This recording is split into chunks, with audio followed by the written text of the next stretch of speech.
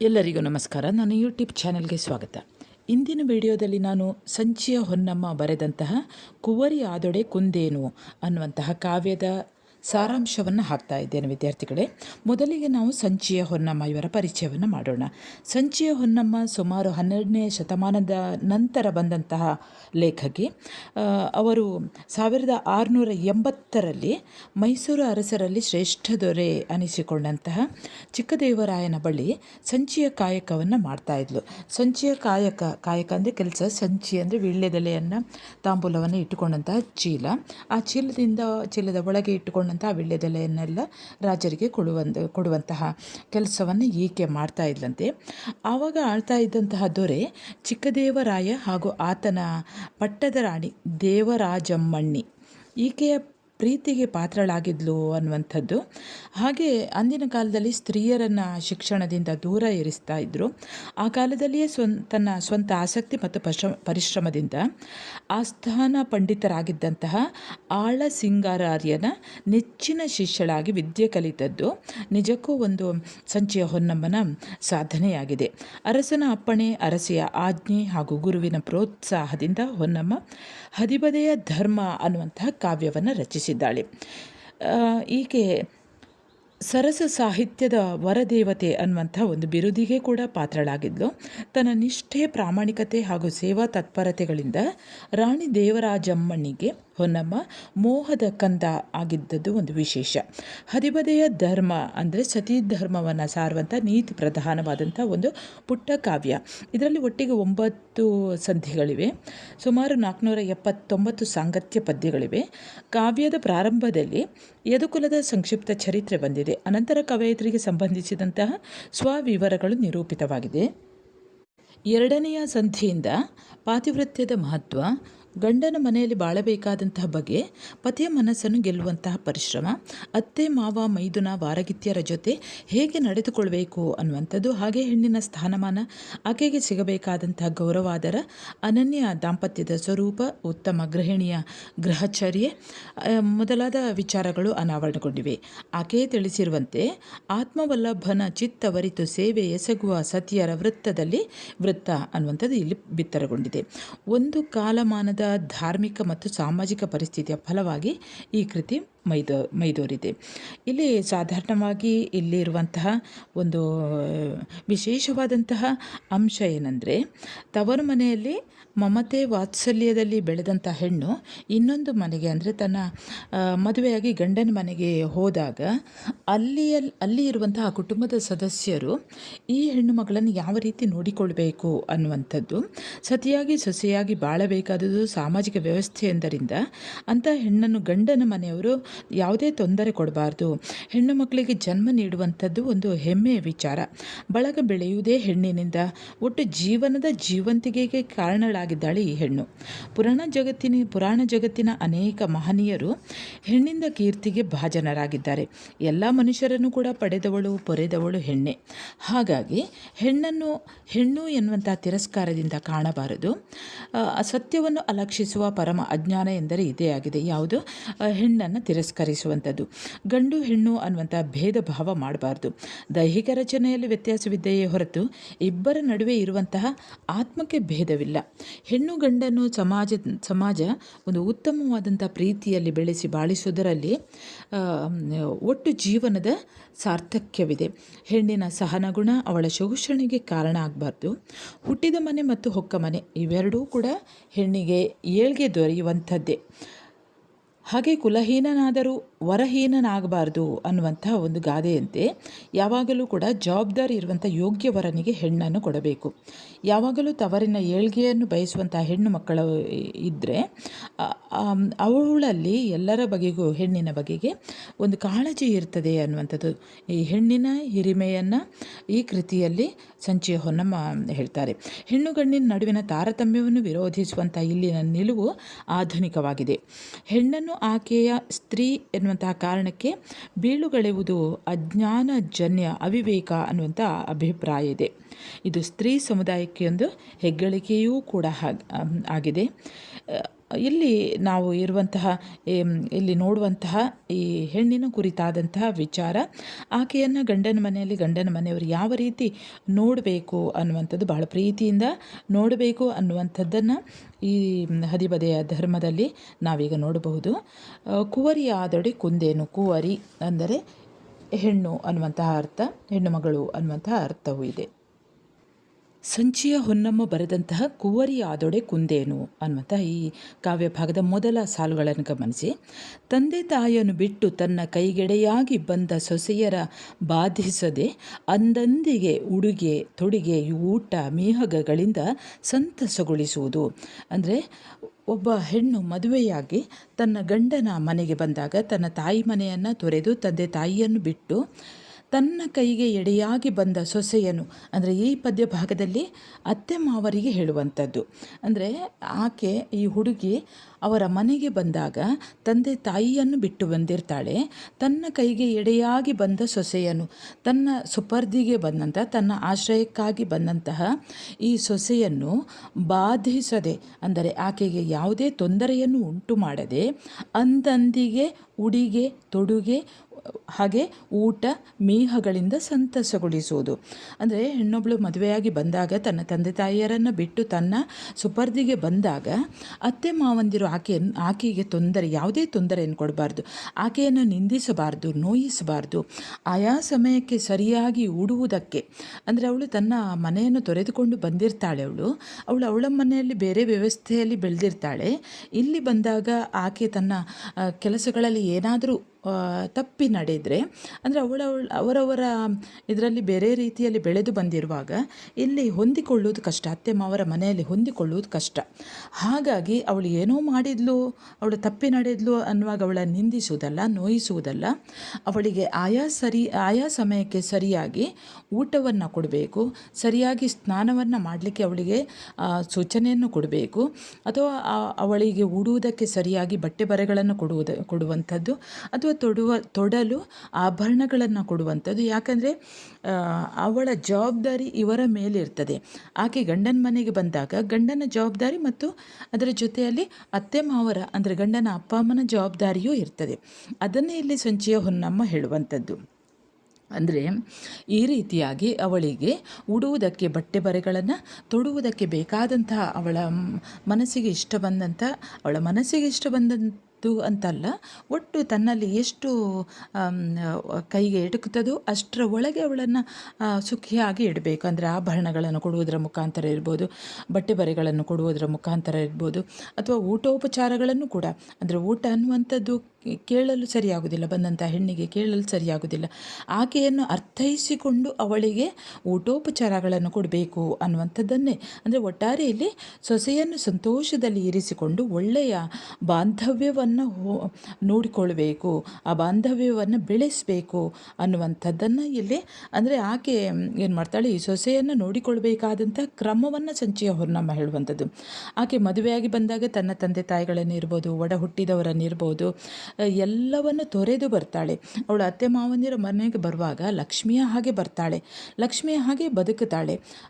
ಸೊಸೆ ಬೇರೆ ಮನೆಯಿಂದ ಬಂದವಳು ಹೌದು, ಆದರೆ ಆಕೆ ಯಾವುದೋ ರೀತಿಯಲ್ಲಿ ಬೆಳೆದಂತಹ ಆ ಹುಡುಗಿಯನ್ನು ಪ್ರೀತಿ ವಿಶ್ವಾಸಗಳಿಂದ ತಿದ್ದಿ ಅವಳ ಮೇಲೆ ಪ್ರೀತಿಯನ್ನು ತೋರಿಸಬೇಕು. ಕೆಲವೊಂದು ಹುಡುಗಿಯರು ಸಣ್ಣ ಪ್ರಾಯದಲ್ಲೇ ಮದುವೆಯಾಗಿ ಬರ್ತಾರೆ. ಅಂತಹ ಸಮಯಕ್ಕೆ ಅಂತಹ ಸಣ್ಣ ಪ್ರಾಯದ ಹುಡುಗಿಯರಿಗೆ ಎಲ್ಲವೂ ಗೊತ್ತಾಗುವುದಿಲ್ಲ. ಹಾಗಾಗಿ ಸ್ನಾನದ ಸಮಯದಲ್ಲಿ ಹಾಗೂ ಹಸಿವೆಯಾದಾಗ ಹಿರಿಯರ ಮುಂದೆ ಆಕೆ ಸಂಕೋಚ ಪಟ್ಟುಕೊಳ್ಳುವಂಥ ಸಾಧ್ಯತೆ ಇರ್ತದೆ. ಹಾಗಾಗಿ ಅವಳಿಗೆ ಅಂದಂದಿನದು ಏನೇನು ಹೇಳಬೇಕು ಅಂಥದ್ದನ್ನೆಲ್ಲ ಅವಳ ಅವಶ್ಯಕತೆಗಳನ್ನು ನೋಡಿ ಅವಳ ಹೊಣೆಗಾರಿಕೆಯನ್ನು ಅರಿತುಕೊಂಡು ಅವಳನ್ನು ಮಗಳ ರೀತಿಯಲ್ಲಿ ನೋಡಿಕೊಳ್ಬೇಕು ಅನ್ನುವಂಥದ್ದನ್ನು ಇಲ್ಲಿ ಸಂಚಿಯ ಹೊನ್ನಮ್ಮ ಹೇಳ್ತಾರೆ. ಮುಂದಿನ ಪದ್ಯಭಾಗದಲ್ಲಿ ಬಸವಳಿಸದೆ ಪಳಿಯದೆ ಭಂಗಪಡಿಸದೆ ಹಸಗೆಡಿಸದೆ ಹುದುಗಿಸದೆ ಬಸಿರೊಳು ಬಂದ ಪೆಣ್ಮಕ್ಕಳ ಮರುಕವ ಸೊಸೆಯರ ಎಡೆಯೊಳು ಎಸಗುವುದು. ಅಂದರೆ ಇಲ್ಲಿ ತನ್ನ ಮನೆಯನ್ನು ಬೆಳಗಲು ಬಂದಿರುವ ತನ್ನ ಮಗನ ಸತಿಯಾಗಿ ಬಂದಿರುವಂತಹ ಈ ಸೊಸೆಯನ್ನು ಅವಳಿಗೆ 10 ಕೆಲಸ, ಮನೆಯ ಇಡೀ ಜವಾಬ್ದಾರಿಯನ್ನು ಕೊಡುವುದಲ್ಲ, ಇಡೀ ಕೆಲಸಕ್ಕೆ ಒಂದು ಆಳು ಬಂದ್ಲು ಅಂತ ಅವಳಿಗೆ ಕೆಲಸ ಕೊಡುವುದಲ್ಲ, 10 ಕೆಲಸಗಳನ್ನು ಮಾಡಿಸಿ ಅವಳಿಂದ ಆಯಾಸಗೊಳಿಸುವುದಲ್ಲ, ವಿನಾಕಾರಣ ಅವಳನ್ನು ನಿಂದಿಸದೆ, ಹೆಜ್ಜೆ ಹೆಜ್ಜೆಗೂ ಅಡ್ಡಿ ಮಾಡದೆ, ದೈಹಿಕವಾಗಿ ಮತ್ತು ಮಾನಸಿಕವಾಗಿ ಅಸ್ತವ್ಯಸ್ತಗೊಳಿಸದೆ, ಅವಮಾನಗೊಳಿಸದೆ, ತನ್ನ ಹೊಟ್ಟೆಯಲ್ಲಿ ಹುಟ್ಟಿದಂತಹ ಹೆಣ್ಣು ಮಗುವನ್ನು ಹೇಗೆ ಒಬ್ಬ ತಾಯಿ ಜೋಪಾನ ಮಾಡ್ತಾಳೋ ಅದೇ ರೀತಿ ಇನ್ನೊಬ್ಬರ ಹೊಟ್ಟೆಯಲ್ಲಿ ಹುಟ್ಟಿದಂತಹ ಮಗಳನ್ನು ತನ್ನದೇ ಹೊಟ್ಟೆಯಲ್ಲಿ ಹುಟ್ಟಿದ ಮಗಳು ಎನ್ನುವ ಅನುಕಂಪದಿಂದ ಆಕೆಯನ್ನು ಆ ಸೊಸೆಯನ್ನು ನೋಡಿಕೊಳ್ಬೇಕು ಅಂತ ಅತ್ತೆ ಮಾವನಿಗೆ ಇಲ್ಲಿ ಸಂಚಿಯ ಹೊನ್ನಮ್ಮ ಬುದ್ಧಿವಾದವನ್ನು ಹೇಳ್ತಾರೆ. ಮುಂದಿನ ಪದ್ಯಭಾಗ. ಬಸಿರ ನಿಟ್ಟಿಸಿ ಉಣಬಡಿಸುವುದು, ಒಳುಮುಡಿ ಎಸಕವರಿತು ಮೀಯಿಸುವುದು, ಒಸೆದು ಸಿಂಗರಿಸುವುದು, ಒಲಿದು ನೋಡುವುದು, ಇಂತು ಸೊಸೆಯರ ಸುಖಪಡಿಸುವುದು. ಅಂದರೆ ಸೊಸೆಯರ ಅಂದರೆ ಮೊದಲೇ ಹೇಳಿದಾಗೆ ಕೆಲವೊಮ್ಮೆ ಸಣ್ಣ ಪ್ರಾಯದ ಹುಡುಗಿಯರು ಮದುವೆಯಾಗಿ ಬಂದಾಗ, ಸೊಸೆಯಾಗಿ ಬಂದಾಗ ಅವಳ ಹೊಟ್ಟೆಯನ್ನು ಗಮನಿಸಬೇಕಂತೆ, ಹಸಿವೆ ಆಗಿದೆಯೋ ಇಲ್ವೋ ಅಂತ. ಅಂದರೆ ಹಸಿವೆ ಆಗಿದೆ ಅನ್ನೋದನ್ನು ಅರಿತುಕೊಂಡು ಆ ಹೊಟ್ಟೆಯನ್ನು ನೋಡಬೇಕಂತಿಲ್ಲ, ಟೈಮ್ ನೋಡುವಾಗ ಗೊತ್ತಾಗ್ತದೆ, ನಿಮಗೆಲ್ಲ ಗೊತ್ತಿದೆ. ಈಗ ಏನು ಅಂಥದ್ದೇನಿಲ್ಲ, ಈಗ ಅತ್ತೆ ಕೂತ್ಕೊಂಡಿರ್ತಾರೆ, ಸೊಸೆ ಎಲ್ಲವನ್ನು ಮಾಡ್ತಾಳೆ, ಅತ್ತೆಗೆ ಏನು ಬೇಕು ಅದನ್ನೇ ಕೊಡುವಂಥದ್ದಿದೆ. ಇಲ್ಲಿ ಸಣ್ಣ ಪ್ರಾಯದ ಹುಡುಗಿ ಮದುವೆಯಾಗಿ ಬಂದಾಗ ಆಕೆಯ ಹೊಟ್ಟೆಯನ್ನು ಗಮನಿಸಿ, ಅದಕ್ಕಾಗಿ ಇಲ್ಲಿ ಸಂಚಿಯ ಹೊನ್ನಮ್ಮ ಹೇಳುವಂಥದ್ದು, ಹೊಟ್ಟೆಯನ್ನು ಗಮನಿಸಿ ಹಸಿವಾಗಿದೆ ಎಂಬುದನ್ನು ಅರಿತುಕೊಂಡು ಅವರಿಗೆ ಉಣಬಡಿಸಬೇಕು. ಸೊಸೆಯರ ಇಲ್ಲಿ ಇನ್ನೊಂದು ಹೇಳ್ತಾರೆ, ಒಳಮುಡಿ ಎಸಕವರಿಸಿ ಮೀಯಿಸುವುದು. ಅಂದರೆ ಈ ಮಗುವಿನ ಈ ಸೊಸೆಯರ ಕೇಶದ ಚೆಲುವನ್ನು ಅರಿತುಕೊಂಡು ಅವರಿಗೆ ಸ್ನಾನ ಮಾಡಿಸಿ ತಲೆಬಾಚಿ ಪ್ರೀತಿಯಿಂದ ಅವರನ್ನು ಶೃಂಗರಿಸಬೇಕು. ಅವಳನ್ನು ಪ್ರೀತಿ ವಾತ್ಸಲ್ಯಗಳಿಂದ ನೋಡಿಕೊಳ್ಳುತ್ತಾ ಸೊಸೆಯನ್ನು ನೋಡಿ ಅವಳಿಗೆ ಸಂತೋಷಗೊಳಿಸಬೇಕು. ಅಂದರೆ ಇಲ್ಲಿ ಹೊನ್ನಮ್ಮನ ಕಾಲದಲ್ಲಿ ಬಾಲ್ಯ ವಿವಾಹ ಪದ್ಧತಿಯೂ ಕೂಡ ಜಾರಿಯಲ್ಲಿ ಇದ್ದಿರ್ಬೋದು. ಹಾಗಾಗಿ ಹೆಣ್ಣು ಮಕ್ಕಳಿಗೆ ಸಣ್ಣ ಪ್ರಾಯದಲ್ಲಿ ಮದುವೆಯಾಗಿ ಗಂಡನ ಮನೆಗೆ ಬರ್ತಾರೆ ಅವರು. ಈ ಸೊಸೆಯಂದಿರಿಗೆ ಅತ್ತೆ ಮಾವ ಗಂಡನ ಹತ್ತಿರವೂ ಕೂಡ ಮಾತನಾಡಲಿಕ್ಕೆ ಅವಳಿಗೆ ಹೆದರಿಕೆ ಇರ್ತದೆ. ಹಾಗಾಗಿ ಅವಳನ್ನು ಗಮನಿಸಬೇಕು, ಅವಳ ಹೊಟ್ಟೆಯನ್ನು ಗಮನಿಸಿ, ಅವಳ ಕೇಶವನ್ನು ಗಮನಿಸಿ, ತಲೆ ಕೂದಲನ್ನು ತೊಳೆಯಲು ತಲೆ ಕೂದಲನ್ನು ಗಮನಿಸೋದು ಯಾಕೆ ಅಂದರೆ ಅವಳಿಗೆ ಬಾಚಿಕೊಳ್ಳಿಕ್ಕೂ ಅಸಾಧ್ಯವಾಗಿರೋದ್ರಿಂದ, ಸಣ್ಣ ಮಕ್ಕಳಾದದ್ರಿಂದ ಅವಳಿಗೆ ಬಾಚಿಕೊಳ್ಳಿಕ್ಕೆ ತನ್ನ ತಲೆ ಕೂದಲನ್ನು ತೊಳೆಯಲು, ತಲೆ ಬಾಚಲು ಅಸಮರ್ಥಳಾಗಿದ್ದುದರಿಂದ, ಅಂದರೆ ಈಗಿನ ಕಾಲದಲ್ಲಿ ಸ್ವಲ್ಪ ಇಂಥ ಹೆಣ್ಣು ಮಕ್ಕಳು ಕೂಡ ಸಿಗ್ತಾರೆ, ಮದುವೆ ಆಗುವವರೆಗೂ ತಾಯಿಯೇ ಸ್ನಾನ ಮಾಡಿಸುವಂಥದ್ದು ಕೂಡ ಇರ್ತದೆ. ಕೆಲವೊಂದು ಕಡೆಯಲ್ಲಿ ನಾನೇ ನೋಡಿದ್ದೇನೆ, ಹೆಣ್ಣು ಮಕ್ಕಳ ತಲೆಯನ್ನು ಅಮ್ಮವೇ ಬಾಚಿ ಕಟ್ಟುವಂಥದ್ದು, ಊಟ ಮಾಡಿಸುವಂಥದ್ದು. ಹೇಗೂ ಗಂಡನ ಮನೆಗೆ ಹೋಗಿ ಕೆಲಸ ಮಾಡಲಿಕ್ಕೆ ಉಂಟಲ್ಲ, ಇಲ್ಲಿ ಯಾಕೆ ಕೆಲಸ ಕೊಡೋದು ಅಂತಹ ಅಮ್ಮಂದಿರನ್ನು ನಾನು ನೋಡಿದ್ದೇನೆ. ಅದು ಇರಲಿ ಬಿಡಿ. ಇದೀಗ ಸಂಚಿಯ ಹೊನ್ನಮ್ಮನ ಕಾಲಕ್ಕೆ ಸಣ್ಣ ಪ್ರಾಯದ ಮಕ್ಕಳಿಗೆ ಹೆಣ್ಣು ಮಗು ಮದುವೆಯಾಗಿ ಬಂದಿರೋದ್ರಿಂದ ಅವಳಿಗೆ ಅವಳ ಸ್ನಾನ ಮಾಡಿಸುವಂಥದ್ದು, ಹೂವನ್ನು ಮುಡಿಸುವಂಥದ್ದು, ಹಾಗೆ ಹೂ ಮುಡಿದುಕೊಳ್ಳಲು, ಶೃಂಗರಿಸಿಕೊಳ್ಳಲು ಅವಳಿಗೆ ಬೇಕಾದುದನ್ನು ಕೊಡುವಂಥದ್ದು. ಅಂದರೆ ಆ ಸಣ್ಣ ಪ್ರಾಯದಲ್ಲಿ ಅದೆಲ್ಲ ಆಸೆ ಇರ್ತದೆ. ಹೂ ಮುಡ್ಕೊಳ್ಳಿಕ್ಕೆ ಆಸೆ ಇರ್ತದೆ, ಶೃಂಗಾರ ಮಾಡಿಕೊಳ್ಳಿಕ್ಕೆ, ಮೇಕಪ್ ಅಲಂಕಾರ ಮಾಡಿಕೊಳ್ಳಿಕ್ಕೆ ಆಸೆ ಇರ್ತದೆ. ಇದೆಲ್ಲವನ್ನು ಅಂತಹ ಆಸೆಯನ್ನು ಅತ್ತೆ ಇರ್ಬೋದು, ಮಾವ ಇರ್ಬೋದು, ಅವರು ಈ ಆಸೆಯನ್ನು ಪೂರೈಸಬೇಕು. ಯಾಕಂದರೆ ತಮಗೆ ಹೆಣ್ಣು ಮಕ್ಕಳಿದ್ದರೆ ಅದೆಲ್ಲವನ್ನು ತಂದು ಕೊಡ್ತಾರಲ್ವ. ಹಾಗೆ ಅದೇ ರೀತಿಯಲ್ಲಿ ತಮ್ಮ ಹೆಣ್ಣು ಮಕ್ಕಳ ರೀತಿಯಲ್ಲೇ ಸೊಸೆಯನ್ನು ಕೂಡ ನೋಡಿಕೊಳ್ಬೇಕು, ಆ ಮಗಳನ್ನು ಚೆನ್ನಾಗಿ ನೋಡಿಕೊಳ್ಬೇಕು ಅನ್ನುವಂಥದ್ದನ್ನೇ ಸಂಚಿಯ ಹೊನ್ನಮ್ಮ ಇಲ್ಲಿ ಹೇಳ್ತಾರೆ. ಮುಂದಿನದರಲ್ಲಿ ನೋಡಿ, ಅಕ್ಕ ತಂಗಿಯರ ಅಣ್ಣ ತಮ್ಮಂದಿರ ತಮ್ಮ ಮಕ್ಕಳು ಮೊಮ್ಮಕ್ಕಳೊಳು ಕಕ್ಕಸಗೊಂಡು ಕನಲಿ ಕಾಯದೆ ಮಿಗೆ ಅಕ್ಕರವನ್ನು ಅನುಗೊಳಿಸುವುದು.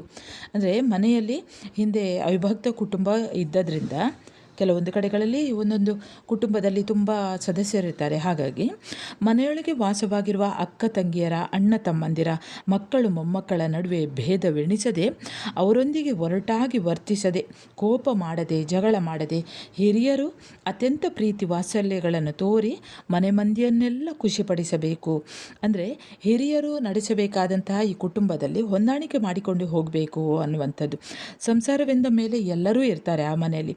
ಅದಕ್ಕೆ ಸರಿಯಾಗಿ ಎಲ್ಲರ ಮೇಲೆಯೂ ಕೂಡ ಯಾವುದೇ ಭೇದ ಭಾವ, ಇಂತಹ ಇದು ಅವರ ಮಕ್ಕಳು, ಇವರ ಮಕ್ಕಳು, ಮಗನ ಮಕ್ಕಳಂದರೆ ಸಾಧಾರಣವಾಗಿ ತಂದೆ ತಾಯಿಯರಿಗೆ ಅಷ್ಟು ಅಷ್ಟೇನು ಇಷ್ಟ ಇರೋದಿಲ್ಲ. ಮಗಳ ಮಕ್ಕಳಂದರೆ ತುಂಬ ಇಷ್ಟ ಇರ್ತದೆ, ಅಥವಾ ತಮ್ಮನ ಮಕ್ಕಳು, ಅಕ್ಕನ ಮಕ್ಕಳು, ಇಂಥದ್ದೆಲ್ಲ ತಾರತಮ್ಯ ಮಾಡುವಂಥದ್ದು ಇರ್ತದೆ. ಆದರೆ ಇದು ಯಾವುದೇ ರೀತಿಯ ತಾರತಮ್ಯವನ್ನು ಮಾಡದೆ ಎಲ್ಲರ ಮೇಲೆಯೂ ಕೂಡ ಪ್ರೀತಿ ವಾತ್ಸಲ್ಯಗಳನ್ನು ತೋರಿಸಿ ಭರವಸೆಗಳನ್ನು ಇರಿಸಿಕೊಂಡು ಮನೆಯನ್ನು ಕೊಂಡಿರಬೇಕು. ಇದರಿಂದ ಮನೆ ಮಂದಿಗೆ ಹಾಗೆ ಮಕ್ಕಳ ಒಳಗೆ ಭೇದ ಭಾವಗಳು ಬೆಳೆಯದೆ ಒಳ್ಳೆಯ ಮನೋಭಾವ ಗುಣಗಳು ಬೆಳೆಯಲು ಸಾಧ್ಯ ಅನ್ನುವಂಥದ್ದನ್ನು ಇಲ್ಲಿ ಹೊನ್ನಮ್ಮ ಹೇಳ್ತಾರೆ. ಮುಂದೆ, ಪೆಣ್ಣ ಪೆತ್ತವರ ಬಳಗ ಬಳೆಯುವುದು ಬೇಗ, ಪೆಣ್ಣ ಪೆತ್ತವರು ಪೆರ್ಚುವರು, ಪೆಣ್ಣ ಪೆತ್ತುದರಿಂದ ಪೆಸರೆನಿಸಿತು ಮಿಗೆ ಬಣ್ಣವೇರಿತು ಪಾಲ್ಗಳಲು. ಇಲ್ಲಿ ಪೆಣ್ಣು ಪೆತ್ತವರು ಅಂದರೆ ಪೆಣ್ಣು ಅಂದರೆ ಹೆಣ್ಣು, ಹೆಣ್ಣನ್ನು ಪೆತ್ತವರು ಅಂದರೆ ಹೆತ್ತವರು. ಹೆಣ್ಣು ಹೆತ್ತವರ ಬಳಗ ಬೇಗ ಬೆಳೆಯುತ್ತದೆ. ಅಂದರೆ ಹೆಣ್ಣು ಮಕ್ಕಳಿಂದಾಗಿ ಬಳಗ ಹೆಚ್ಚಾಗ್ತಾ ಹೋಗ್ತದೆ. ಉದಾಹರಣೆಗೆ, ಒಂದು ಮನೆಯಲ್ಲಿ ಒಬ್ಬ ತಾಯಿಗೆ ಇಬ್ಬರು ಹುಡುಗಿಯರಿದ್ದರೆ ಅವರಿಗೆ ಮದುವೆ ಆದ ನಂತರ ಮತ್ತೆ ಇಬ್ಬರು ಹುಡುಗಿಯರು ಹುಟ್ಟಿದರೆ ಅಲ್ಲಿಗೆ ಅವರ ಸಂತಾನ ಬೆಳೆಯುತ್ತಾ ಹೋಗ್ತದೆ. ಇಲ್ಲಿ ಅಥವಾ ಗಂಡು ಮಕ್ಕಳಿದ್ರೆ ಅವರ ಸಂತಾನ ಬೆಳೆದರೂ ಕೂಡ ಅದು ಹೆಂಡತಿಯ ಸಂತಾನಕ್ಕೆ ಆ ಮಕ್ಕಳು ಹೋಗ್ತಾರೆ. ಹಾಗೆ ಗಂಡು ಮಕ್ಕಳಿದ್ದರೆ ಅವರ ಹೆಂಡತಿಯರು ಅವರ ತಾಯಿ ಮನೆಗೆ ಸೇರ್ತಾರೆ. ಹಾಗಾಗಿ ಇಲ್ಲಿ ಹೆಣ್ಣು ಮಕ್ಕಳನ್ನು ಹೆತ್ತಂತಹ ಕುಟುಂಬದ ಬಳಗ ಬಹಳಷ್ಟು ಬೇಗ ಬೆಳೆಯುತ್ತದೆ ಅನ್ನುವಂಥದ್ದು. ಅಂದರೆ ಒಂದು ಕುಟುಂಬ ಬೆಳೆಯುವುದಕ್ಕೆ, ಸಮಾಜದಲ್ಲಿ ಒಳ್ಳೆಯ ಸ್ಥಾನಮಾನಗಳನ್ನು ಪಡೆಯುವುದಕ್ಕೆ, ಕೀರ್ತಿ ಗಳಿಸುವುದಕ್ಕೆ ಹೆಣ್ಣು ಮಕ್ಕಳನ್ನು ಹೆರುವುದರಿಂದ ಮಾತ್ರ ಸಾಧ್ಯ. ಹೆಣ್ಣಿಲ್ಲದೆ ಸಂಸಾರ ನಡೆಯುವುದಿಲ್ಲ, ಕುಟುಂಬ ಬೆಳೆಯುವುದಿಲ್ಲ. ಯಾವ ಕುಟುಂಬದಲ್ಲಿ ಹೆಚ್ಚು ಹೆಣ್ಣು ಮಕ್ಕಳಿರ್ತಾರೋ ಅಂತಹ ಕುಟುಂಬ ಬಹಳ ಬೇಗ ಬೆಳೆಯುತ್ತದೆ. ಮಾತ್ರವಲ್ಲ, ಹೆಣ್ಣು ಹೆತ್ತವರು ಅದರಿಂದ ಹೆಮ್ಮೆ ಪಟ್ಟುಕೊಳ್ಳುವುದಕ್ಕೆ ಸಾಧ್ಯವಾಗ್ತದೆ. ತಮ್ಮ ಮಗಳೆಂದಿರು ಮದುವೆಯಾಗಿ ಗಂಡಂದಿರ ಮನೆಗಳನ್ನು ಬೆಳಗುವುದರಿಂದ ಹೆತ್ತವರು ಸಂತಸಗೊಳ್ಳುವುದಕ್ಕೆ ಸಾಧ್ಯವಾಗ್ತದೆ. ಅಲ್ಲದೆ ಹೆತ್ತ ಹೆಣ್ಣು ಮಕ್ಕಳು ಅವರವರ ಗಂಡಂದಿರ ಮನೆಯಲ್ಲಿ ಒಳ್ಳೆಯ ಬಾಳನ್ನು ಬಾಳಿದಾಗ ಅದರಿಂದ ಹೆತ್ತವರಿಗೂ ಮತ್ತು ತವರು ಮನೆಗೂ ಕೂಡ ಕೀರ್ತಿ ಉಂಟಾಗ್ತದೆ. ಇವೆಲ್ಲದರಿಂದ ಎರಡೂ ಕುಟುಂಬಗಳು ಕೂಡ ಹಾಲುಗಡಲಿನಂತೆ ಶೋಭಿಸ್ತಾ ಸಾರ್ಥಕ್ಯವನ್ನು ಹೊಂದುತ್ತದೆ ಅನ್ನುವಂಥದ್ದೇ ಹೊನ್ನಮ್ಮನ ಅಭಿಪ್ರಾಯ. ಮುಂದಿನ ಪದ್ಯದ ಸಾಲುಗಳನ್ನು ಗಮನಿಸಿ. ಪೆಣ್ಣಿಂದ ಪೆರ್ಮೆಗೊಂಡನು ಹಿಮವಂತನು, ಪೆಣ್ಣಿಂದ ಭೃಗು ಪೆಚ್ಚಿದನು, ಪೆಣ್ಣಿಂದ ಜನಕರಾಯನು ಜಸವಡೆದನು, ಪೆಣ್ಣ ನಿಂದಿಸಲೇಕೆ ಪೆರರು. ಅಂದರೆ ಕೆಲವೊಂದು ಕಡೆಗಳಲ್ಲಿ ಸುತನೇ ಸದ್ಗತಿದಾತನೈ ಅಂತ ಹೇಳ್ತಾರೆ. ಸುತ ಇದ್ದರೆ ಮಾತ್ರ ಕುಟುಂಬ ಬೆಳೆಯುತ್ತದೆ, ಸಂಸ್ಕಾರವನ್ನು ಹೆಣಕ್ಕೆ ಬೆಂಕಿಯನ್ನು ಕೊಡುವವನು ಸುತ ಅಂತೆಲ್ಲ ಹೇಳ್ತಾರೆ. ಅದೆಲ್ಲ ಈಗ ಇಲ್ಲ, ಆ ಕ್ರಮಗಳೆಲ್ಲ ಈಗ ಇಲ್ಲ. ಈಗ ಎಲ್ಲ ಕೆಲಸವನ್ನು ಕೂಡ ಹೆಣ್ಣು ಮಕ್ಕಳು ಮಾಡ್ತಾರೆ. ಹಾಗಾಗಿ ಇಲ್ಲಿ ಹೊನ್ನಮ್ಮ ಹೇಳ್ತಾರೆ, ಪೆಣ್ಣಿಂದ ಪೆರ್ಮೆಗೊಂಡನು ಹಿಮವಂತನು. ಹಿಮವಂತ ಅಂದರೆ ಪರ್ವತರಾಜ, ಪಾರ್ವತಿಯ ಅಪ್ಪ. ಆ ಮೂರು ಹೆಣ್ಣು ಮಕ್ಕಳಿಂದಲೇ ಆತ ಹೆಮ್ಮೆ ಪಟ್ಟುಕೊಂಡ ಅಂತ ಹೇಳ್ತಾರೆ. ಹಾಗೆ ಭೃಗು ಮಹರ್ಷಿಗಳು ಕೂಡ ಹೆಣ್ಣಿಂದಲೇ ಸಂಭ್ರಮ ಪಟ್ಟುಕೊಂಡ್ರು. ಜನಕ ಮಹಾರಾಜ ಇರ್ಬೋದು, ಹೀಗೆ ಎಲ್ಲರೂ ಕೂಡ ಹೆಣ್ಣಿನಿಂದಲೇ ಸಂತೋಷವನ್ನು ಹೊಂದುತ್ತಾರೆ. ಹಾಗಾಗಿ ಹೆಣ್ಣಂತ ಯಾಕೆ ನಿಂದಿಸಬೇಕು ಅಂತ ಇಲ್ಲಿ ಸಂಚಿಯ ಹೊನ್ನಮ್ಮ ಹೇಳ್ತಾರೆ. ಅಂದರೆ ಯಾರಿಂದ ಹೆಣ್ಣು ಮಕ್ಕಳಿಂದಲೇ ಸ್ಥಾನಮಾನಗಳು ಹೆಚ್ಚಾಗ್ತದೆ, ಸಂಪತ್ತು ಹೆಚ್ಚಾಗ್ತದೆ, ಯಶಸ್ಸು, ಕೀರ್ತಿ, ಹಿರಿತನ ಎಲ್ಲವೂ ಕೂಡ ಹೆಣ್ಣು ಮಕ್ಕಳಿಂದ ಬರ್ತದೆ. ಹಾಗಾಗಿ ಹೆಣ್ಣು ಮಕ್ಕಳು ಇದ್ದರೆ ಬದುಕನ್ನು ಸಾರ್ಥಕಪಡಿಸಿಕೊಳ್ಬೋದು. ಇಂತಹ ಅನೇಕ ಉದಾಹರಣೆಗಳು ಸಿಗ್ತವೆ. ಹೀಗಿರುವಾಗ ಹೆಣ್ಣು ಮಕ್ಕಳನ್ನು ಯಾಕೆ ನಿಂದಿಸಬೇಕು, ಅದು ಭೂಷಣ ಅಲ್ಲ ಅನ್ನುವಂಥದ್ದನ್ನು ಇಲ್ಲಿ ಸಂಚಿಯ ಹೊನ್ನಮ್ಮ ಹೇಳ್ತಾರೆ. ಮುಂದೆ, ಇಷ್ಟೆಲ್ಲ ಯಶಸ್ಸನ್ನು ಗಳಿಸುವಂತಹ ಹೆಣ್ಣನ್ನು ಯಾಕೆ ದೂಷಿಸಬೇಕು? ಪೆಣ್ಣಲ್ಲವೇ ತಮ್ಮನ್ನೆಲ್ಲ ಪಡೆದ ತಾಯಿ, ಪೆಣ್ಣಲ್ಲವೇ ಪೊರೆದವಳು, ಪೆಣ್ಣೆಂದೇತಕ್ಕೆ ಬೀಳುಗಳೆವರು, ಕಣ್ಣು ಕಾಣದ ಗಾವಿಲರು.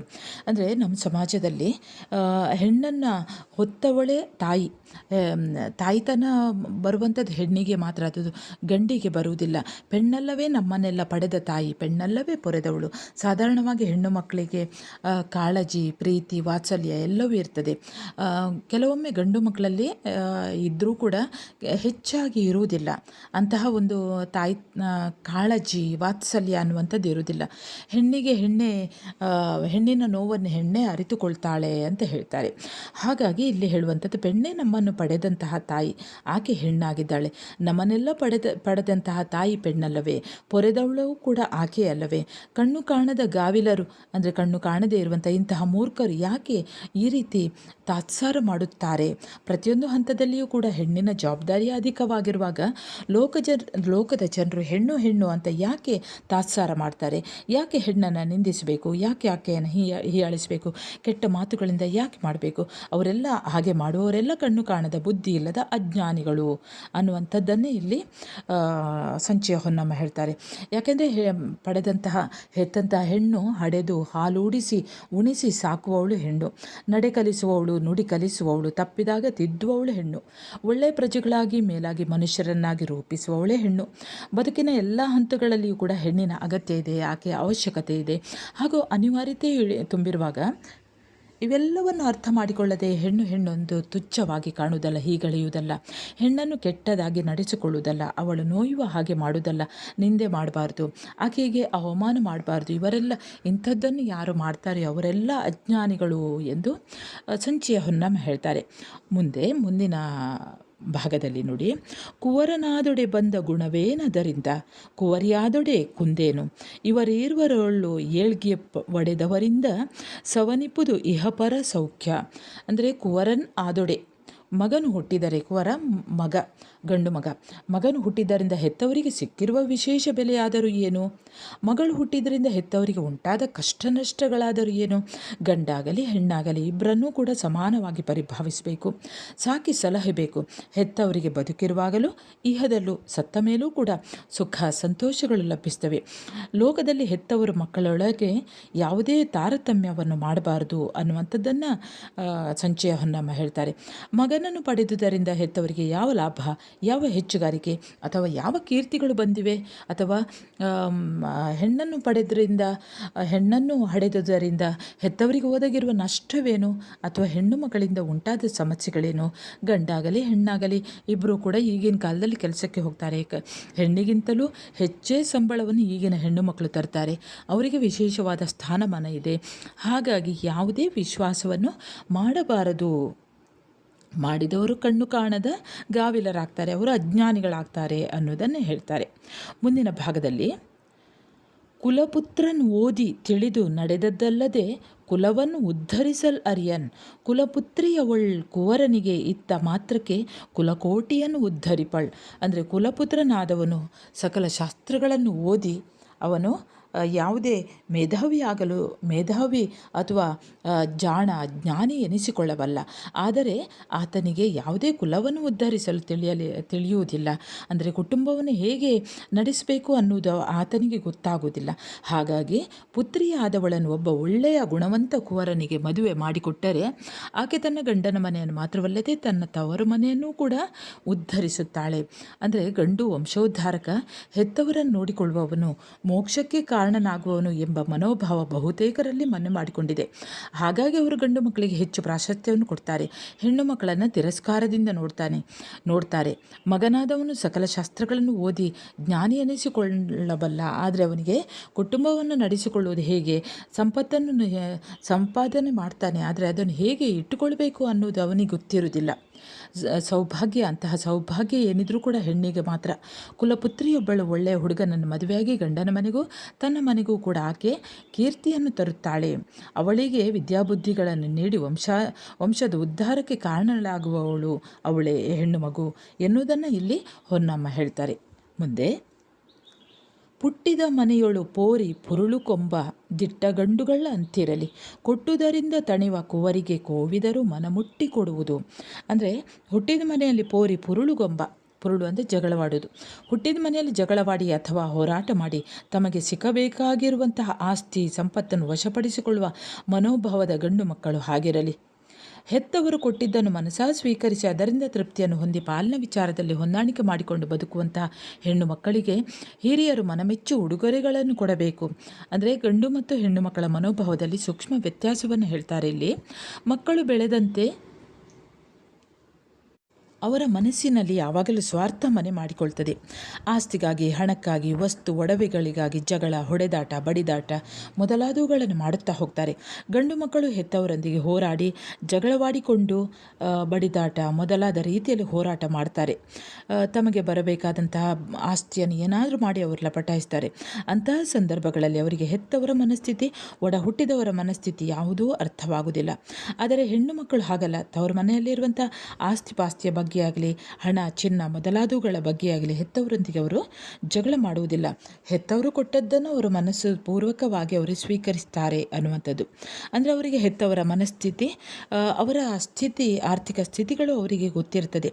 ಹಾಗಾಗಿ ಹೆಣ್ಣು ಮಕ್ಕಳಿಗೆ ಮೆಚ್ಚಿ ಹಿರಿಯರು ಉಡುಗೊರೆಯನ್ನು ಕೊಡಬೇಕು, ಅಂಥದನ್ನು ಕೊಡಬೇಕು ಅನ್ನುವಂಥದ್ದನ್ನೇ ಇಲ್ಲಿ ಹೊನ್ನಮ್ಮ ಹೇಳ್ತಾರೆ.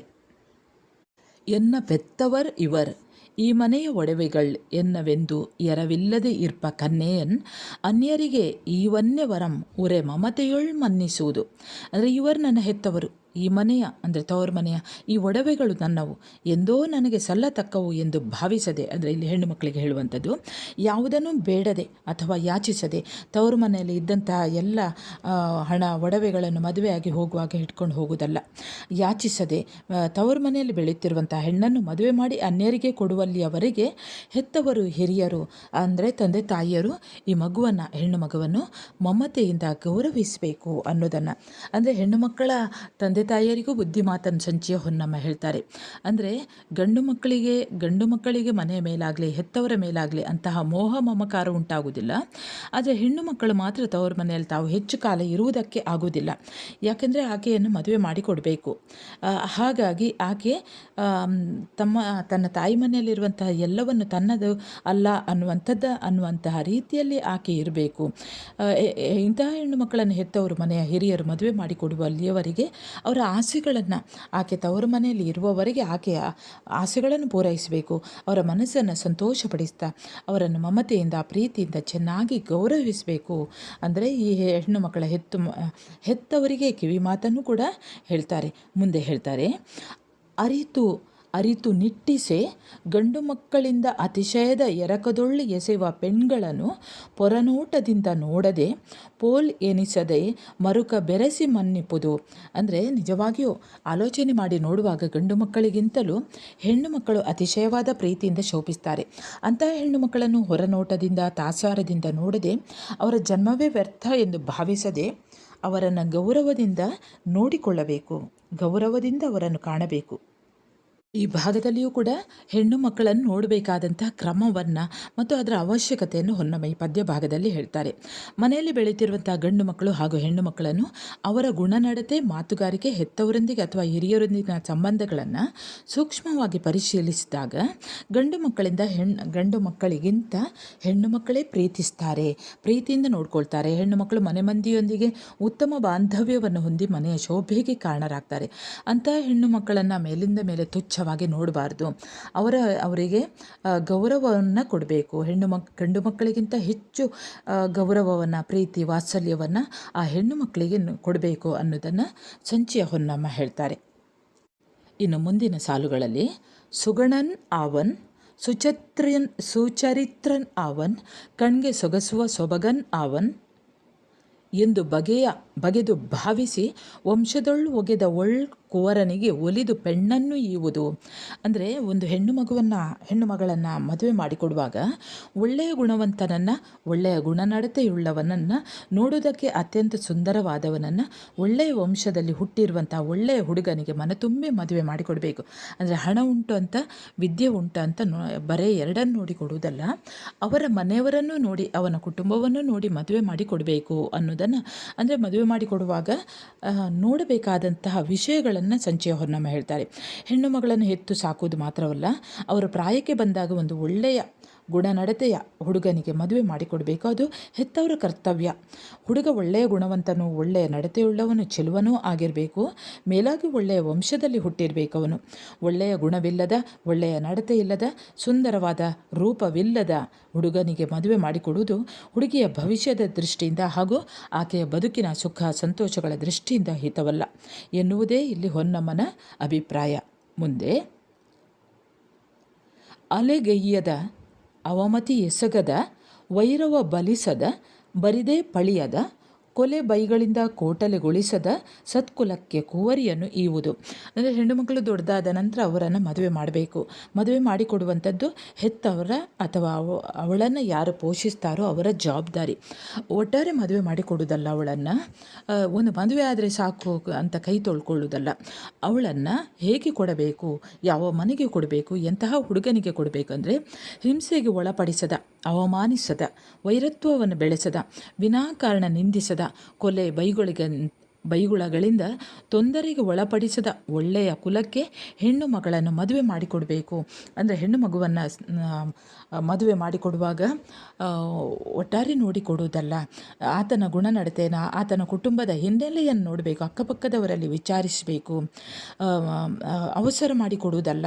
ಎಲ್ಲವನ್ನು ವಿಚಾರಿಸಿದ ನಂತರವೇ ಆ ಹುಡುಗನಿಗೆ ಕೂಲಂಕುಷವಾಗಿ ಪರಿಶೀಲಿಸಬೇಕು. ನಂತರವೇ ಆ ಹುಡುಗನಿಗೆ ತಮ್ಮ ಹುಡುಗಿಯನ್ನು ಮದುವೆ ಮಾಡಿಕೊಡಬೇಕು. ಈ ರೀತಿ ಕೊಟ್ಟರೆ ಮಾತ್ರ ಆಕೆ ಗಂಡನ ಮನೆಯಲ್ಲಿ ಸಂತೋಷದಿಂದ ಬಾಳುತ್ತಾಳೆ, ಇಲ್ಲದಿದ್ದರೆ ಬಾಳಲು ಸಾಧ್ಯವಿಲ್ಲ ಅನ್ನೋದನ್ನು ಹಾಗಾಗಿ ಸರಿಯಾಗಿ ನೋಡಿಕೊಂಡು ಆಕೆಯನ್ನು ಮದುವೆ ಮಾಡಿಕೊಡಬೇಕು ಅನ್ನುವಂಥದ್ದನ್ನೇ ಇಲ್ಲಿ ಸಂಚಿಯ ಹೊನ್ನಮ್ಮ ಹೇಳ್ತಾರೆ. ಪಣದಾಸೆ ನಂಟುತನದ ಪತ್ತುಗೆ ನೇಹದ ಎಣಿಕೆಗಳಿಂದ ಎದೆ ಕರಗಿ ಗುಣ ಜೌವನ ಕುಲ ರೂಪು ಕುಂದಿದ ನಡೆ ಬೆಣಕೆ ಪೆಣ್ಣ ಈಯಲಾಗದು. ಎಂತಹ ಕುಟುಂಬಕ್ಕೆ, ಎಂತಹ ಹುಡುಗನಿಗೆ ಹೆಣ್ಣು ಮಗುವನ್ನು ಕೊಡಬಾರ್ದು, ಹೆಣ್ಣು ಮಕ್ಕಳನ್ನು ನೀಡಬಾರ್ದು, ಮದುವೆ ಮಾಡಬಾರ್ದು ಅಂತ ಹೇಳ್ತಾರೆ ನೋಡಿ. ಹೆಣ್ಣನ್ನು ಮದುವೆ ಮಾಡಿಕೊಡುವಾಗ ಹಣದಾಸೆಗೆ, ಅಂದರೆ ಯಾರು ವರದಕ್ಷಿಣೆಯನ್ನು, ಡೌರಿಯನ್ನು ಯಾರು ಕೇಳ್ತಾರೋ ಆ ಹುಡುಗನಿಗೆ ಕೊಡಬಾರ್ದು. ನೆಂಟಸ್ತಿಕೆಯ ಸಂಬಂಧಕ್ಕೆ, ಅಂದರೆ ಸಾಧಾರಣವಾಗಿ ಕೆಲವೊಮ್ಮೆ ನೆಂಟಸ್ತಿಕೆ ಅಂದರೆ ನೆಂಟರಲ್ಲಿ ಸಂಬಂಧದಲ್ಲಿ ಕೊಡುವಂಥದ್ದು ಇರ್ತದೆ, ಹಾಗೂ ಕೊಡಬಾರ್ದು ಅಂತ ಹೇಳ್ತಾರೆ. ಸ್ನೇಹದ ಲೆಕ್ಕಾಚಾರಗಳಿಗೆ ತನ್ನ ಸ್ನೇಹಿತರು, ಕೆಲವೊಮ್ಮೆ ಅಪ್ಪ ಏನು ಮಾಡ್ತಾರೆ, ತನ್ನ ಸ್ನೇಹಿತನಿಗೆ ಮಗನಿಗೆ ತನ್ನ ಮಗಳನ್ನು ಕೊಡುವಂಥದ್ದು, ಅಥವಾ ತನ್ನ ತಾಯಿಯೂ ಕೂಡ ತನ್ನ ಸ್ನೇಹಿತಳ ಮಗನಿಗೆ ತನ್ನ ಮಗಳನ್ನು ಕೊಡುವುದು, ಇಂಥದ್ದೆಲ್ಲ ಕೊಡಬಾರ್ದು ಹೇಳ್ತಾರೆ. ಯಾಕಂದರೆ ಇಂತಹ ಲೆಕ್ಕಾಚಾರಗಳಿಗೆ, ನೆಂಟಸ್ತಿಕೆ ಲೆಕ್ಕಾಚಾರ, ಹಣದಾಸೆಯ ಲೆಕ್ಕಾಚಾರ, ಸ್ನೇಹದ ಲೆಕ್ಕಾಚಾರ ಎಲ್ಲ ತಮ್ಮ ಹೆಣ್ಣು ಮಗುವನ್ನು ಮದುವೆ ಮಾಡಿಕೊಡುವಾಗ ನೋಡಬಾರ್ದು. ಗುಣವಿಲ್ಲದ, ಯೌವನವಿಲ್ಲದ, ಕುಲ ಮರ್ಯಾದೆ ಇಲ್ಲದ, ರೂಪವಿಲ್ಲದ, ನಡೆದಾಡುವ ಹೆಣದ ಹಾಗಿರುವ ವ್ಯಕ್ತಿಗೆ ಹೆಣ್ಣನ್ನು ಮದುವೆ ಮಾಡಿ ಕೊಡಬಾರದು. ಅಂದರೆ ಹೆಣ್ಣನ್ನು ಮದುವೆ ಮಾಡಿಕೊಡುವಾಗ ಹಲವು ರೀತಿಯ ಲೆಕ್ಕಾಚಾರಗಳು ಅಗತ್ಯ. ಈ ಲೆಕ್ಕಾಚಾರಗಳು ಹುಡುಗಿಯ ಮುಂದಿನ ವೈವಾಹಿಕ ಬದುಕಿಗೆ ಅದು ಪೂರಕವಾಗಿರಬೇಕು. ಎಷ್ಟೋ ಸಂದರ್ಭಗಳಲ್ಲಿ ಹೆಣ್ಣು ಹೆತ್ತವರು ಹುಡುಗನಲ್ಲಿರುವ ಹಣದಾಸೆಗೆ, ಅಂದರೆ ಕೆಲವೊಮ್ಮೆ ಹಣದಾಸೆಗೂ, ಅಂದರೆ ಶ್ರೀಮಂತ ಅನ್ನುವ ಒಂದೇ ಕಾರಣಕ್ಕೆ ಕೊಟ್ಟು ಬಿಡ್ತಾರೆ, ಹಣವಿದೆ ಅಂತ, ಅಥವಾ ತಮ್ಮ ಸ್ನೇಹ ಮುಂದುವರಿಯಲು ಒಂದು ಅವಕಾಶ ಆಗ್ತದೆ ಅಂತ, ಅಥವಾ ಲೆಕ್ಕಾಚಾರ ಮಾಡಿ ಮಗಳನ್ನು ಮದುವೆ ಮಾಡಿಕೊಡುವುದು, ಇಂಥದ್ದೆಲ್ಲ ಮಾಡಬಾರದು. ಇದರಿಂದ ತಮ್ಮ ಮಗಳು ಗಂಡನ ಮನೆಯಲ್ಲಿ ಆಕೆ ನೆಮ್ಮದಿಯಿಂದ ಬಾಳಲು ಸಾಧ್ಯವಾಗುವುದಿಲ್ಲ ಎನ್ನುವುದನ್ನು ಅರ್ಥ ಮಾಡಿಕೊಳ್ಬೇಕು. ಒಂದು ಮದುವೆ ಮಾಡಿಕೊಟ್ಟ ನಂತರ ಆಕೆ ಗಂಡನೊಂದಿಗೆ ನೆಮ್ಮದಿಯಿಂದ ಇರಬೇಕು, ಹೆಮ್ಮೆಯಿಂದ ಇರಬೇಕು, ಸಂತೋಷದಿಂದ ಬಾಳಲು ಅವಕಾಶ ಕಲ್ಪಿಸಿಕೊಡಬೇಕು. ಅಂದರೆ ಒಂದು ಹೆಣದ ಹಾಗೆ ಇರುವಂಥ ಹುಡುಗನಿಗೆ ಆ ಹೆಣ್ಣು ಮಗುವನ್ನು ಕೊಡುವುದಲ್ಲ ಅನ್ನೋದನ್ನೇ ಹೇಳ್ತಾರೆ. ಮುಂದಿನ ಸಾಲು ನೋಡಿ. ಬಾಳಿ ಬದುಕಿ ತಣಿವಿಲ್ಲದ ತಮ್ಮಂತೆ ಬಾಳಲ್ಲಿ ಎಳಸುವ ಬಾಲಕಿಯ ಬೀಳು ಕುವರನಿಗೆ ಬೆಲೆಗೈದರ್ ಎಂಬುದ ಕೇಳಿ ಕಿವಿಯ ಮುಚ್ಚುವುದು. ಅಂದರೆ ತಂದೆ ತಾಯಿಯರ ಬದುಕನ್ನು, ಅವರ ಮನೆ ನಿರ್ವಹಣೆಯ ರೀತಿಯನ್ನು ನೋಡಿ ಅವರಂತೆಯೇ ತಾನೂ ಬಾಳಬೇಕು ಎಂದು ಬಯಸುವ ಹೆಣ್ಣು ಮಕ್ಕಳನ್ನು ಮನೆಯ ಜವಾಬ್ದಾರಿ ಇಲ್ಲದ ಅಯೋಗ್ಯನಾದ ಹುಡುಗನಿಗೆ ಹೆಣ್ಣು ಹೆತ್ತವರು ದುಡ್ಡಿನ ಆಸೆಗಾಗಿ ಕನ್ಯಾಶುಲ್ಕವನ್ನು, ವಧುದಕ್ಷಿಣೆಯನ್ನು ಪಡೆದು ಮದುವೆ ಮಾಡಿಕೊಟ್ಟ ಸುದ್ದಿಯನ್ನು ಕೇಳಲೇಬಾರ್ದು. ಅಂದರೆ ಬೇರೆಯವರು ಹೇಳಿದ್ದನ್ನೂ ಕೂಡ ಕೇಳಬಾರ್ದು. ಹೆಣ್ಣು ಮಕ್ಕಳು ತಾವು ಮದುವೆ ಹಂತಕ್ಕೆ ಬರುವಲ್ಲಿಯವರೆಗೆ ತಮ್ಮ ತಂದೆ ತಾಯಿಗಳು ದುಡಿಯುವ ಕ್ರಮವನ್ನು, ಮನೆಯನ್ನು ನಿರ್ವಹಿಸುವ ರೀತಿಯನ್ನು, ಮನೆ ಮಂದಿಗೆಯೊಂದಿಗೆ ಹೊಂದಾಣಿಕೆಯನ್ನು ನೋಡಿಕೊಂಡು ಬೆಳೆದು ಹೆತ್ತವರಿಂದ ಬದುಕಿನ ಇತಿಮಿತಿ, ಬದುಕಿನ ಸಾಂಘಿಕತೆಗಳನ್ನು ಅರಿತುಕೊಂಡು ತಾವೂ ಅವರಂತೆ ಬಾಳಬೇಕು. ಅಂದರೆ ಕೆಲವೊಂದು ಸಾಮರ್ಥ್ಯಕ್ಕೆ ಅನುಗುಣವಾಗಿ, ಆರ್ಥಿಕ ಸ್ಥಿತಿಗತಿಗಳಿಗೆ ಅನುಗುಣವಾಗಿ ಮನೆಯ ತಂದೆ ತಾಯಿಗಳು ಇರಬೇಕಾಗ್ತದೆ. ಲೆಕ್ಕಕ್ಕಿಂತ ದುಬಾರಿ ಖರ್ಚನ್ನು ಮಾಡಿದರೆ ಇಂಥವುಗಳನ್ನೆಲ್ಲ ಹೆಣ್ಣು ಮಕ್ಕಳು ನೋಡ್ತಾ ಇರ್ತಾರೆ. ಹಾಗಾಗಿ ಅವರಿಗೆ ಒಳ್ಳೆಯ ರೀತಿಯಲ್ಲಿ ಜೀವನ ನಿರ್ವಹಣೆ ಹೇಗೆ ಮಾಡಬೇಕು ಅನ್ನೋದನ್ನು ಅವರಿಗೆ ಹೇಳಿಕೊಡಬೇಕು ಅನ್ನುವಂಥದ್ದನ್ನು ಇಲ್ಲಿ ಸಂಚಿಯ ಹೊನ್ನಮ್ಮ ಹೇಳ್ತಾರೆ.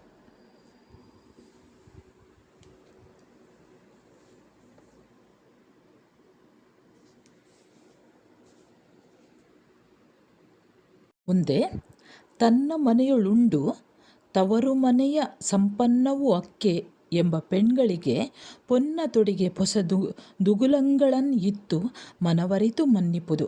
ಅಂದರೆ ಗಂಡನ ಮನೆಯಲ್ಲಿ ನೆಮ್ಮದಿಯಿಂದ ಭಾಳ ಸಂತೋಷದಿಂದ ಜೀವನವನ್ನು ಮಾಡ್ತಾ ಇರುವಂಥ ಸಂಸಾರ ಮಾಡ್ತಾ ಇರುವಂಥ ಹೆಣ್ಣು ಮಕ್ಕಳು ತಮ್ಮ ಮನೆಯ ಹಾಗೆ ತವರ ಮನೆಯ ಸಂಪತ್ತೂ ಕೂಡ ವೃದ್ಧಿ ಹೊಂದಲಿ ಎಂದು ಬಯಸುವಂಥ ತವರು ಮನೆಗೆ ಒಳಿತನ್ನೇ ಹಾರೈಸ್ತಾರೆ. ಹಬ್ಬಲಿ ಅವರ ರಸಬಳ್ಳಿ ಅನ್ನುವಂಥ ನೀವು ಜನಪದ ಗೀತೆಯಲ್ಲಿ ಕಾಣ್ಬೋದು. ತನಗೆ ನೋವಾದರೂ ಕೂಡ ತನ್ನ ತವರು ಮನೆಯವರು ಸುಖವಾಗಿರಲಿ ಅಂತ ಆ ಒಳಿತನ್ನೇ ಹಾರೈಸ್ತಾರೆ. ಅಂತಹ ಹೆಣ್ಣು ಮಕ್ಕಳಿಗೆ ಹೆತ್ತವರು ಚಿನ್ನದ ತೊಡುಗೆ, ಹೊಸ ರೇಷ್ಮೆ ವಸ್ತ್ರಗಳನ್ನು ಮನಪೂರ್ವಕವಾಗಿ ಕೊಟ್ಟು ಮನ್ನಿಸಬೇಕು. ಕೆಲವೊಂದು ಹೆಣ್ಣು ಮಕ್ಕಳು ಇರ್ತಾರೆ, ಯಾವಾಗಲೂ ಕೂಡ ತನ್ನ ತವರು ಮನೆಯ ಸ್ಥಿತಿಗತಿಗಳನ್ನು ಅರಿತುಕೊಂಡು ಮದುವೆಯಾದ ಮೇಲೆ ತನ್ನ ಗಂಡನ ಮನೆಯಲ್ಲಿ ನೆಲೆಸಿಕೊಂಡು ತನ್ನ ತವರು ಮನೆಗೆ ಸದಾ ಸುಖವನ್ನು ಬಯಸ್ತಾರೆ. ಹಾಗೆ ಎಷ್ಟೋ ಹೆಣ್ಣು ಮಕ್ಕಳು ತನ್ನ ತಾಯಿ ಮನೆ ಚೆನ್ನಾಗಿರಲಿ, ತನ್ನ ತವರು ಮನೆ ಚೆನ್ನಾಗಿರಲಿ ಅಂತ ಬಯಸುವುದರೊಂದಿಗೆ ತನ್ನ ಗಂಡನ ಮನೆಯಲ್ಲಿ ಇದ್ದುಕೊಂಡು ತನ್ನ ಗಂಡನ ಮನೆಯೂ ಕೂಡ ಸುಖ ಸಮೃದ್ಧಿಯಿಂದ ಇರಲಿ, ಹಾಗೆ ತನ್ನ ತಾಯಿ ಮನೆಯೂ ಕೂಡ ಒಳ್ಳೆಯ ರೀತಿಯಲ್ಲೇ ಇರಲಿ ಅನ್ನುವಂಥ ಒಳಿತನ್ನು ಅವರು ಹಾರೈಸ್ತಾರೆ. ಅಂಥ ಹೆಣ್ಣು ಮಕ್ಕಳು ತಮ್ಮ ಮನೆ ಬೇಕು ಅನ್ನೋದರ ಜೊತೆಗೆ ತನ್ನ ತವರು ಮನೆಯೂ ಕೂಡ ಬೆಳಗಬೇಕು ಅನ್ನೋದನ್ನು ಬಯಸ್ತಾರೆ. ಇಂಥ ಮನೋಭಾವನೆ ಹೆಚ್ಚಿನ ಹೆಣ್ಣು ಮಕ್ಕಳಲ್ಲಿ ಇರುವುದಿಲ್ಲ. ಹಾಗಾಗಿ ಈ ಮನೋಭಾವನೆ ಯಾವ ಹೆಣ್ಣು ಮಕ್ಕಳಲ್ಲಿ ಇರ್ತದೆಯೋ ಅಂತಹ ಹೆಣ್ಣು ಮಕ್ಕಳಿಗೆ ಚಿನ್ನ, ರೇಷ್ಮೆ ವಸ್ತ್ರ ಮೊದಲಾದವುಗಳನ್ನು ಮನಪೂರ್ವಕವಾಗಿ ಆ ಹೆಣ್ಣು ಹುಡುಗಿಯ ತಂದೆ ತಾಯಿಯರು ಕೊಡಬೇಕು, ಅದು ಅವರ ಕರ್ತವ್ಯ ಅಂತ ಇಲ್ಲಿ ಸಂಚಿಯ ಹೊನ್ನಮ್ಮ ಹೇಳ್ತಾರೆ. ಮುಂದೆ ತನ್ನ ತವರು ಮನೆಯವರು ಇತ್ತ ಪಿತ್ತಳೆ ಪೊನ್ನೆಂದು ಬಗೆದು ಪೂಜಿಸುವ ಕನ್ನೆಯರಳು ಕಡುಕೂರ್ಮೆಯನ್ನು ಒಡರಿಸಿ ಪೊನ್ನುರನ್ನದೊಳು ಪೂಜುವುದು. ಅಂದರೆ ಇಲ್ಲಿ ತನ್ನ ತವರು ಮನೆಯವರು ಇತ್ತಂತಹ ಪಿತ್ತಳೆಯನ್ನೇ ಪೊನ್ನೆಂದು, ಅಂದರೆ ಹಿತ್ತಾಳೆಯನ್ನೇ ನನಗೆ ಕೊಟ್ಟದ್ದು ಚಿನ್ನ ಎಂದು ತಿಳಿದುಕೊಂಡು ಗೌರವಿಸಬೇಕು ಅಂತ ಹೇಳ್ತಾರೆ. ಅಂದರೆ ಕೆಲವೊಂದು ಹೆಣ್ಣು ಮಕ್ಕಳಿರ್ತಾರೆ, ಗಂಡನ ಮನೆಯಲ್ಲಿ ಶ್ರೀಮಂತಿಕೆ ಬಂದ ತಕ್ಷಣ ತನ್ನ ತವರು ಮನೆಯನ್ನು ದೂಷಿಸುವಂಥದ್ದು ಇರ್ತದೆ.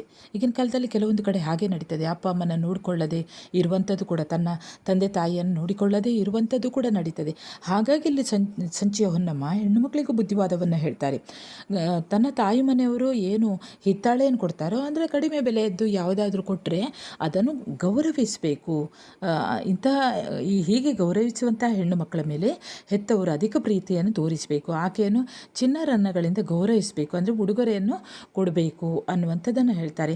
ಹೀಗೆ ಅಂದರೆ ಕೆಲವೊಮ್ಮೆ ಗಂಡನ ಮನೆಗೆ ಹೊರಡುವ ಸಂದರ್ಭದಲ್ಲಿ ಇರ್ಬೋದು ಮತ್ತು ಹೋದ ಅನಂತರವೂ ಇರ್ಬೋದು, ಬೇರೆ ಬೇರೆ ಸಂದರ್ಭದಲ್ಲಿ ಹೆಣ್ಣು ಮಕ್ಕಳಿಗೆ ಉಡುಗೊರೆಗಳನ್ನು ಕೊಡ್ತಾ ಇರ್ತಾರೆ ತಂದೆ ತಾಯಿಯರು. ಹಾಗೆ ನೀಡಿದ ಉಡುಗೊರೆಗಳ ಹಿಂದೆ ಹೆತ್ತವರ ಅಥವಾ ಒಡ ಹುಟ್ಟಿದವರ ಅಥವಾ ತವರಿನ ಹಿರಿಯರ ಪ್ರೀತಿ, ವಿಶ್ವಾಸ, ಅಭಿಮಾನಗಳು ಇರ್ತದೆ. ಹೆಣ್ಣು ಮಕ್ಕಳು ಈ ಹೆತ್ತವರು ಕೊಡುವ ಉಡುಗೊರೆಗಳಿಗೆ ಬೆಲೆ ಕಟ್ಟುವಂಥ ಕೆಲಸವನ್ನು ಮಾಡಬಾರ್ದು. ಅವರು ಕೆಲವೊಮ್ಮೆ ಯಾವುದಾದ್ರೂ ಕೊಟ್ಟರೆ, ಎಷ್ಟು ಕೊಟ್ರಿ, ಇಷ್ಟೇಯಾ, ಇಷ್ಟು ಕಡಿಮೆದು ನನಗೆ ಕೊಟ್ಟದ್ದ, ಅವಳಿಗೆ ಅಷ್ಟನ್ನು ಕೊಟ್ಟಿದ್ದೀರಿ, ಹಾಗೆಲ್ಲ ಮಾತನಾಡುವಂಥ ಹೆಣ್ಣು ಮಕ್ಕಳು ಇರ್ತಾರೆ. ಹಾಗೆಲ್ಲ ಮಾತನಾಡಬಾರ್ದು. ಎಷ್ಟೇ ಕಡಿಮೆ ಬೆಲೆಯ ವಸ್ತುವಾದರೂ ಕೂಡ ಅದರ ಹಿಂದೆ ಪ್ರೀತಿ ಇರ್ತದೆ, ಪ್ರೀತಿ ವಾತ್ಸಲ್ಯಗಳು ಇರ್ತವೆ ಅನ್ನೋದನ್ನು ಅರಿತುಕೊಳ್ಬೇಕು. ಹೆತ್ತವರು ತಮ್ಮ ಯೋಗ್ಯತೆಗೆ ಅನುಸಾರವಾಗಿ ಅದನ್ನು ನೀಡ್ತಾರೆ. ಅದಕ್ಕೆ ಹಣದ ರೂಪದಲ್ಲಾಗಲಿ ಮೌಲ್ಯದ ರೂಪದಲ್ಲಾಗಲಿ ಅದನ್ನು ಬೆಲೆ ಕಟ್ಟಬಾರ್ದು. ಎಷ್ಟೋ ಹೆಣ್ಣು ಮಕ್ಕಳು ಅಂತಹ ಹಿತ್ತಾಳೆಯನ್ನೇ ಚಿನ್ನ ಎಂದು ಭಾವಿಸಿ ಗೌರವಿಸ್ತಾರೆ. ಹೀಗೆ ಭಾವಿಸಿ ಗೌರವಿಸುವಂಥ ಹೆಣ್ಣು ಮಕ್ಕಳ ಮೇಲೆ ಹಿರಿಯರು, ಆಕೆಯ ಹೆತ್ತವರು ಅಧಿಕ ಪ್ರೀತಿ ವಿಶ್ವಾಸಗಳನ್ನು ತೋರಿಸಬೇಕು ಅಂತ ಸಂಚಿಯ ಹೊನ್ನಮ್ಮ ಹೇಳ್ತಾರೆ.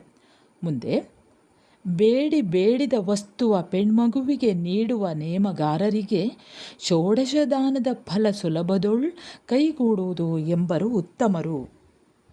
ಅಂದರೆ ಆ ಮನೆಯವರ ಹೆತ್ತವರ ಅಥವಾ ಹಿರಿಯರು ಇರ್ಬೋದು, ಅವರ ಪ್ರಕಾರ ಹೆಣ್ಣು ಮಕ್ಕಳು ಆಸೆಯಿಂದ ಬೇಡುವ ವಸ್ತುಗಳನ್ನು ಮನಸಾ ನೀಡುವ ಸಾಂಸಾರಿಕ ಹಾಗೂ ಕೌಟುಂಬಿಕ ಸ್ಥಿತಿಗತಿಗಳನ್ನು ಬಲ್ಲವರಿಗೆ 16 ಬಗೆಯ ದಾನಗಳನ್ನು ನೀಡುವುದರಿಂದ ದೊರೆಯುವ ಫಲ ಸುಲಭವಾಗಿ ನಿರಾಯಾಸವಾಗಿ ದೊರೆಯುತ್ತದೆ. ಅಂದರೆ ಹೆಣ್ಣು ಮಕ್ಕಳಿಗೆ ಕೊಡುವಂಥ ಉಡುಗೊರೆಗಳ ಮಹತ್ವ ಹಾಗೆ ಅದರಿಂದ ಒದಗುವಂಥ ಫಲಗಳನ್ನು ಹೊನ್ನಮ್ಮ ಹೇಳ್ತಾರೆ. ಹೆಣ್ಣು ಮಕ್ಕಳನ್ನು ಮದುವೆ ಮಾಡಿಕೊಡುವ ಸಂದರ್ಭದಲ್ಲಿ ಅವರು ಬಯಸುವ ವಸ್ತುಗಳನ್ನು ಉಡುಗೊರೆಯ ರೂಪದಲ್ಲಿ ಕೊಡುವುದು ಒಂದು ಪರಿಪಾಠ. ಇನ್ನೆಷ್ಟೋ ಸಂದರ್ಭದಲ್ಲಿ ಕೆಲವು ಹೆಣ್ಣು ಮಕ್ಕಳು ತಮಗೆ ಇಷ್ಟದ ವಸ್ತುಗಳನ್ನು ಬೇಡುತ್ತಾರೆ. ಬೇಡುತ್ತಾರೆ.